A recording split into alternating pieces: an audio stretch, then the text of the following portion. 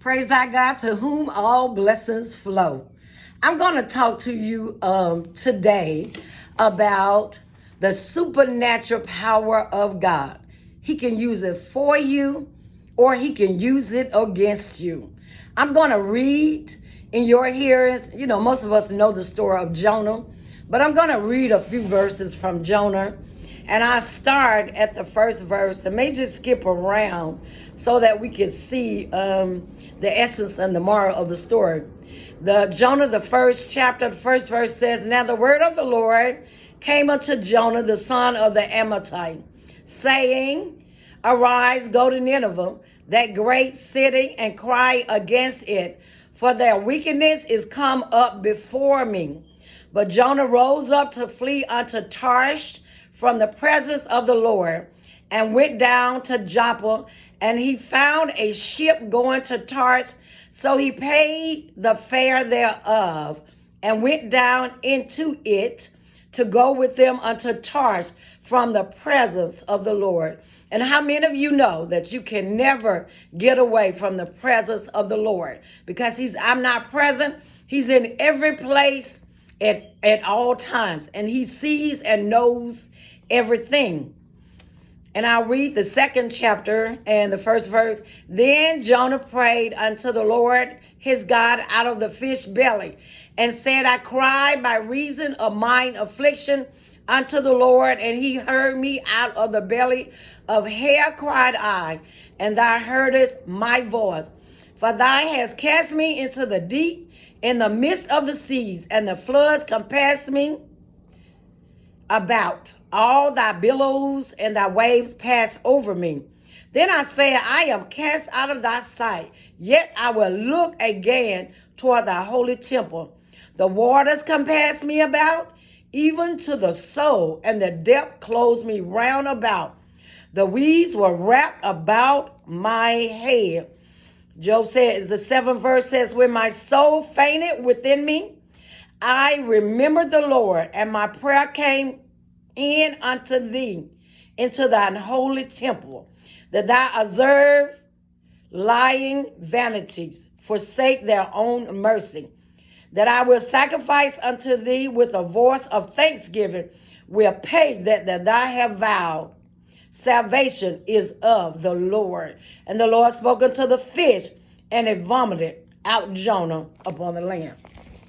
I want to talk to you a few minutes about being weird. That's a weird story, but it also exemplifies the power and the magnificence of our God.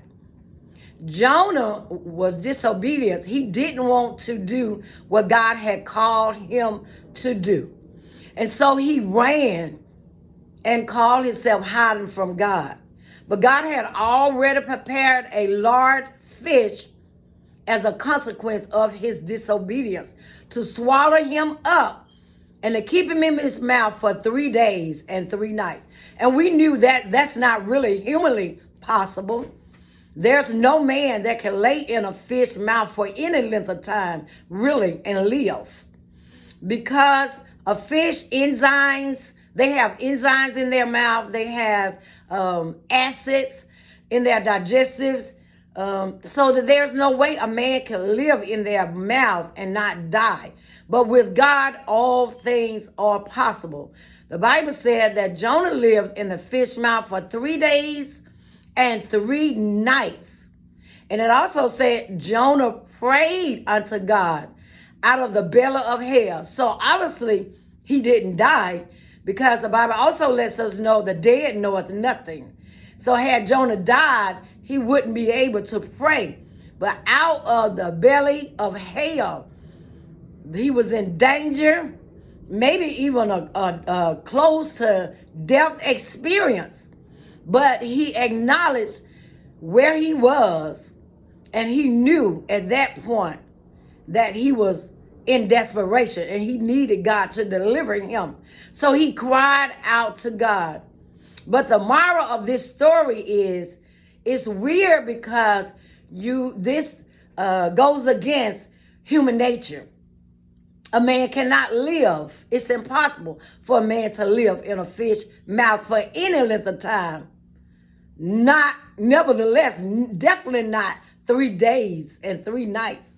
But Jonah lived in this fish belly. We call it sometimes a whale, but the Bible says a large fish. But even in this fish mouth, he lasted for 3 days and 3 nights. And then when he called unto the Lord, the fish, the Bible says when the Lord spoke to the fish vomited him back up on the land. Only God could do such miraculous things. Only God. And so the moral of this story is there's nothing impossible with God. God's abilities goes beyond anything we can ever think or imagine. And this is one of those stories that shows us the power of God. He can use it for you or he can use it against you. And just know that there's nothing God can't do in your life. There's nothing he can't turn around in you or in your situation. There's nothing impossible with God. That God has performed or started something in you, he's well able to perform it. Don't you give up. Don't you quit. And don't you look down. The moral of this story is what I want you to get out of it. Rather than Job's disobedience, I want you to see the supernatural power of God. It defies man's laws. It goes wavering in. It can't even be comprehended. The Bible says God's greatness is unsearchable. Who can know it? And who can do anything against it? You be blessed. I hope I've said something that have encouraged you, empowered you, and motivated you to go forward. Don't look down and don't you down. Look backwards. You go forward until the next video. You be blessed.